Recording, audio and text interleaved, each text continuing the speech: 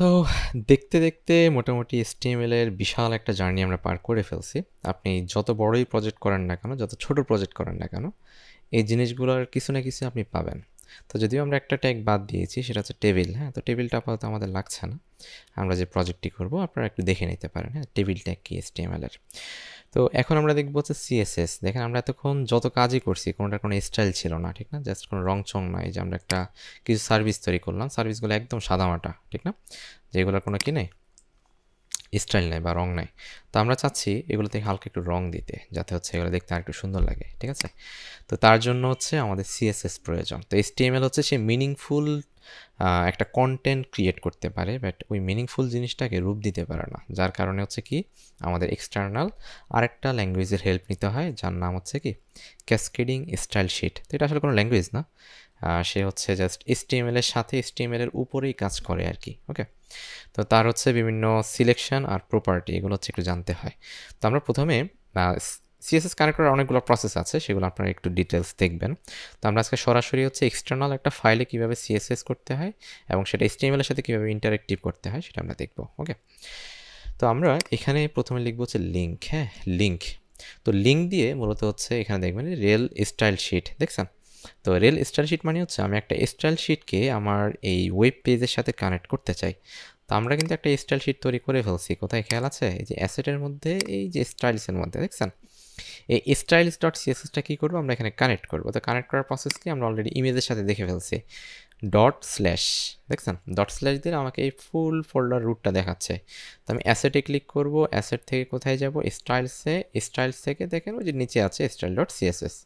তাহলে আমার কানেকশান হয়ে গেল। এখন হচ্ছে এই স্টাইল ডট সিএসএসটা আপনি ওপেন করবেন কীভাবে, ঠিক না? শর্টকাটে হচ্ছে আপনি কন্ট্রোল চেপে ধরে এখানে ক্লিক করবেন। হ্যাঁ, অবশ্যই আপনাকে দেখাবে যে কন্ট্রোল প্লাস ক্লিক, দেখেন আপনার এটা পাশে ওপেন হয়ে যাবে। তো আমরা কিছু লিখিনি, যার কারণে আসে নাই। তো যদি চেক করতে চান যে আসলে ঠিকঠাক মতো কানেক্ট হয়েছে কিনা, আপনি শুধু লিখবেন, এভাবে লিখবেন, একটা এটা মুখস্থর মতো লিখে ফেলবেন। হ্যাঁ, যে বডি ব্যাকগ্রাউন্ড ধরুন রেড দিলেন। হ্যাঁ, রেড কালার, দেখবেন এখানে ব্যাকগ্রাউন্ড রেড হয়ে গেছে, দেখছেন? তো আসলে এটার মানেই হচ্ছে আপনি মোটামুটি কানেকশনটা করতে পারছেন। ওকে, তো আমাদের CSS এর প্রথম কাজ লিঙ্ক করা, সেটা আমাদের ডান। এখন আসেন টেক্সট রিলেটেড CSS। হ্যাঁ, যে আসলে একটা টেক্সটকে CSS করতে গেলে কী কী জানতে হয়? ফন্ট সাইজ চেঞ্জ করা, কালার চেঞ্জ করা, টেক্সট ট্রান্সফর্ম করা, আর একটা হচ্ছে কি ফন্ট ওয়েট চেঞ্জ করা। এতটুকু করলে মোটামুটি একটা টেক্সটের জন্য আমাদের হয়ে যায়।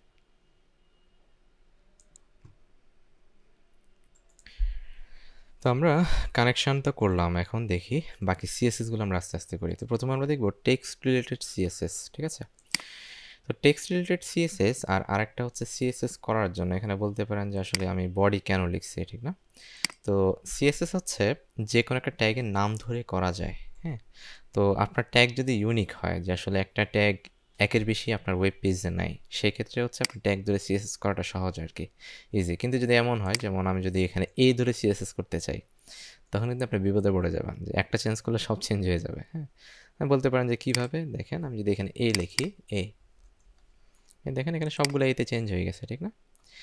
তো মানে এটা একটা সমস্যা আমি দেখাচ্ছি। তো এটা সলিউশনটা হচ্ছে কীরকম, যে আমরা যখনই CSS করব, যাকে আমরা CSS করতে চাই তার মধ্যে আমরা একটা ক্লাস ইউজ করি। হ্যাঁ, তো আমি যদি একটা ক্লাস দিই, তো ক্লাসটা এরকম হিসেবে মনে রাখেন যে ধরুন একটা ক্লাসে অনেকজন, এটা কি বলা যায়, মানে ধরুন একটা ক্লাসে, একটা ক্লাস না, ধরুন হচ্ছে এমন হতে পারে যেহেতু এই সবগুলো সেম এলিমেন্ট, আমরা আলাদা আলাদা করে ডিফাইন করার জন্য তাদের আলাদা আলাদা একটা নেম দিতে পারি। হ্যাঁ, কারণ আমি যদি লিঙ্ক তৈরি করতে চাই বা হচ্ছে হাইপার লিঙ্ক তৈরি করতে চাই, তাহলে এছাড়া কোনো অপশন নাই। কিন্তু আমাকে যদি একটাকে এক এক রকম স্টাইল করতে চাই, তাহলে আমাকে কী করতে হবে, তাকে ভিন্ন নামে রিপ্রেজেন্ট করতে হবে। তো সেক্ষেত্রে আমরা কী করি, একটা ক্লাস ইউজ করি। হ্যাঁ, তো ক্লাস নেমটা হচ্ছে একটা মিনিংফুল দিতে হবে। যেমন এটা হচ্ছে সার্ভিস, ঠিক না? বা হচ্ছে সার্ভিস রিলেটেড হেডিং, তাহলে আপনি ক্লাস নেম দিবেন এভাবে, সার্ভিস আন্ডারস্কোর হেডিং। হ্যাঁ, তো আপনি এখানে হাইপেন দিতে পারবেন, অথবা ডাবল আন্ডারস্কোর, দুইটা হাইপেন, যেটাই দেন সমস্যা নেই। তারপর তো হচ্ছে কী দিবেন, আমরা আন্ডারস্কোর ইউজ করবো একটা কারণে, সেটা হচ্ছে কপি করতে সহজ আর কি। হ্যাঁ, আপনি ডাবল ক্লিক করলে পুরোটা সিলেক্ট হয়ে যায়। আর যদি হাইপেন ইউজ করেন, দেখেন হাইপেন, তখন আপনাকে এইভাবে টেনে কপি করতে হবে, ঠিক আছে? তো তা আসলে মিনিংফুল ক্লাস নেম যেগুলো এগুলো সাধারণত একটু বড় হয়, তো অবশ্যই আপনার জন্য আন্ডারস্কোরটাই অনেক ভালো হয় আর কি। ঠিক আছে, তো আমি সার্ভিস হেডিং দিলাম। তো এখন দেখেন আমি সার্ভিস হেডিং নিয়ে কিছু টেক্সট রিলেটেড কাজ করতে চাই। হ্যাঁ, তো আমরা কিছু লিস্ট করেছি, লিস্ট করে একটু দেখি যে আসলে এই সার্ভিস যে আমার হেডিংটা আছে, হেডিংটাকে আমি কী কী সিএসএস করতে পারি। ওকে, তো এই যে একটা ক্লাস দিচ্ছেন, এই ক্লাস নেম ধরে সিএসএস করার জন্য আপনাকে ডট ইউজ করতে হয়। হ্যাঁ, ডট দিয়ে ওই নেমটা, ক্লাস নেমটা। এখন দেখেন, তো টেক্সট রিলেটেড সিএসএস প্রথমে হচ্ছে ফন্ট সাইজ। হ্যাঁ, যে আসলে আমি ফন্ট সাইজ কত বাড়াইতে চাই, তারপরে যদি লেখেন ফন্ট সাইজ, তো লেখার পর আপনি এখানে বলবেন আচ্ছা একটা পিক্সেল দিবেন। হ্যাঁ, সেটা হচ্ছে আপনি 0 থেকে শুরু করে যত দিতে পারেন। ধরুন আমি দিলাম 40 পিক্সেল। দেখেন এটা 40 পিক্সেল বড় হয়ে গেছে, দেখছেন? আচ্ছা, এরপর হচ্ছে আপনার কাছে মনে হতে পারে না 40 পিক্সেল ছোটো, আরও বড় দরকার, তাহলে 60 পিক্সেল দেন। ঠিক আছে, দেখেন 60 পিক্সেল বড় হয়ে গেছে। দেখেন আরেকটা জিনিস একটু দরকার, সেটা হচ্ছে লাইন হাইট। আমি দিই না, এখানে দিয়ে দিচ্ছি। আচ্ছা, এরপর এখন একটা জিনিস একটু আপনার মাথায় আসতে পারে যে আসলে উপরে নিচে একটা বিশাল ফাঁকা তৈরি হয়ে যাচ্ছে, ঠিক না? এই ফাঁকাটা কোথা থেকে আসতেছে? তো ব্লক লেভেল যে এলিমেন্টগুলো আছে, হ্যাঁ, মানে যে এলিমেন্টগুলো শুধুমাত্র ডিভ, মানে সিমেন্টিক যে এলিমেন্টগুলো আছে ডিভগুলো ছাড়া আর কি, যেমন ডিভ, সেকশন, হেডার, ফুটার, এগুলো ছাড়া বাকি যে মিনিংফুল ট্যাগগুলো যেমন প্যারাগ্রাফ, হ্যাঁ, হেডিং, তারপর আপনার ইউএল, এগুলোর হচ্ছে ডিফল্ট একটা মার্জিন থাকে।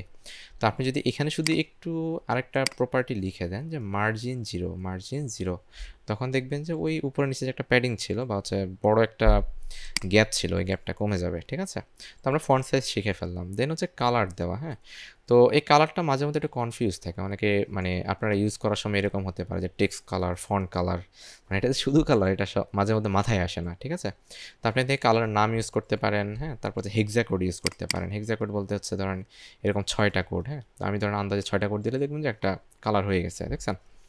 আর আরেকটা হচ্ছে আপনি কালার প্লেট থেকে সিলেক্ট করতে পারবেন, সেটা হচ্ছে এখানে মাউসটা রাখবেন, রাখলে এরকম একটা কালার প্লেট চলে আসবে অটোমেটিক, কোনো ক্লিক ক্লিক করতে হবে না। হ্যাঁ, ওভার করে দেখেন আপনি এখন মাউস মুভ করে এখান থেকে এইভাবে, হ্যাঁ, যেটা দিয়ে কন্ট্রোল এজ দিবেন ওই কালারেরই একটা টেক্সট চেঞ্জ হয়ে যাবে আর কি। ঠিক আছে, এরপর হচ্ছে টেক্সট ট্রান্সফর্ম। হ্যাঁ, আমাদের এটা হচ্ছে স্মল লেটারে আছে সব, ঠিক না? তো আমরা চাচ্ছি এটাকে চেঞ্জ করতে, তারপর যদি লেখেন টেক্সট ট্রান্সফর্ম, তো টেক্সট ট্রান্সফর্ম যদি লেখেন আপার কেস দেখবেন সব বড় হাতের হয়ে যাবে। হ্যাঁ, তারপরে যদি চান যে না আমার ক্যাপিটালাইজ দরকার, হ্যাঁ, তাহলে ক্যাপিটালাইজ দেবেন, তাহলে হচ্ছে প্রথমটা বড় থাকবে, বাকিগুলো ছোট থাকবে। তো যদি আমরা এখান থেকে আরেকটু অ্যাড করি, যেমন সার্ভিস পার্ট, তখন এই জিনিসটা বুঝতে পারবো। হ্যাঁ, সার্ভিস পার্ট। ঠিক আছে, এরপর দেখেন আমরা দেখবো হচ্ছে ফন্ট ওয়েট। ফন্ট ওয়েট বলতে হেডিং সবসময় হচ্ছে বোল্ড থাকে। হ্যাঁ, মানে এটা দেখতেছেন যে নর্মাল টেক্সটের থেকে কিন্তু এটা হচ্ছে কি বোল্ড।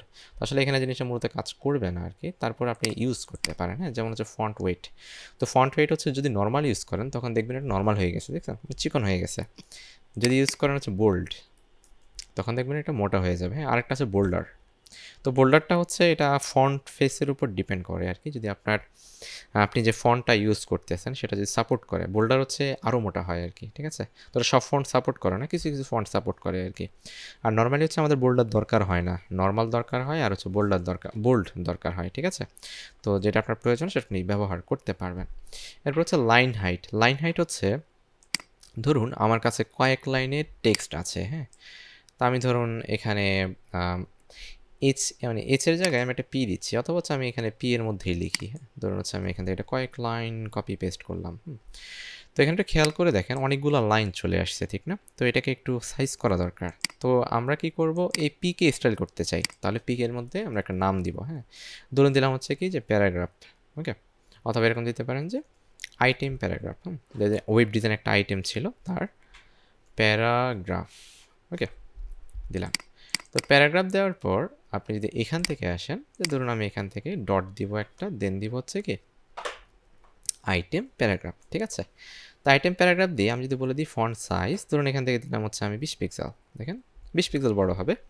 তো এখানে যেটা হয় আসলে এই লাইনগুলো অনেক একটার সাথে একটা লেগে আছে, ঠিক না? একদম অনেকটা কম্প্যাক্ট হয়ে আছে। তো আমি চাচ্ছি একটু স্পেসটা একটু বাড়াইতে, সেই ক্ষেত্রে হচ্ছে লাইন হাইট। হ্যাঁ, মানে একটা লাইনের হাইটটা আমি বাড়াচ্ছি।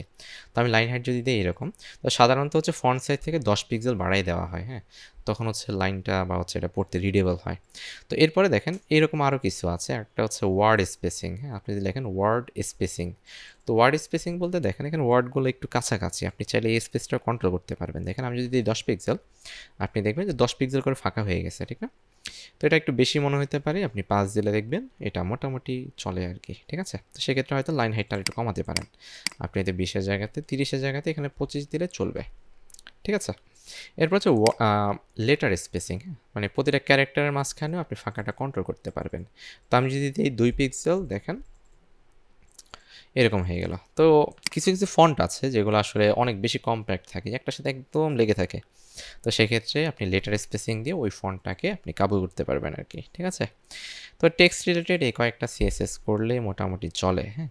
তবে আরেকটা জিনিস একটু বলে রাখি যে আমাদের যে কোনো আইটেমকে স্টাইল করার একটা সহজ উপায় হচ্ছে, সহজ উপায় না আসলে, ডিবাগ করার উপায় হচ্ছে আপনি এরকম একটা বর্ডার লিখবেন, হ্যাঁ, বর্ডার লিখবেন 1 পিক্সেল সলিড রেড। আর এতটুকু দিলে আপনি বুঝতে পারবেন যে আসলে আপনার আইটেমটা কতটুকু জায়গাতে আছে আর কি, ঠিক আছে? আপনি আসলে একটা আইটেম, ব্লক আইটেম কতটুকুকে ব্লক করে রাখছে, কতটুকু হাইট ব্লক করছে, হ্যাঁ। এটা আসলে আপাত দৃষ্টিতে দেখার উপায় নাই। যেমন দেখেন এই আইটেমটা কিন্তু বিশাল একটা জায়গা কী করে রাখছে, সে ব্লক করে রাখছে। তো কতটুকু জায়গা ব্লক করছে সেটা কিন্তু আপনি বুঝতেছেন না, হ্যাঁ।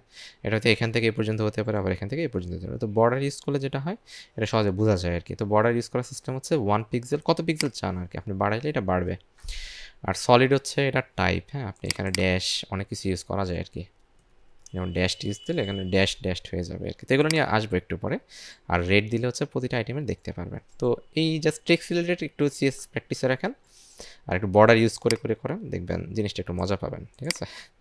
করতে পারবেন আর কি। ওকে, তো এই পর্যন্ত থাকলো, দেখা হচ্ছে নেক্সট ভিডিওতে। আল্লাহ হাফেজ।